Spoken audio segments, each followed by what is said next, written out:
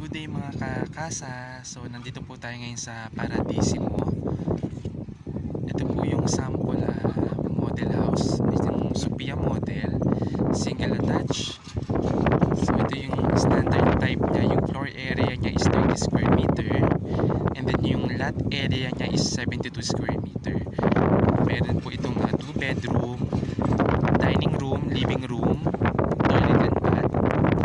Ayan. So yung sa main entrance niya with panel door with clear glass design, sliding type window, sliding door and dining area, one side open space, parking provision, provision for lanai, exhaust fan for toilet and bath.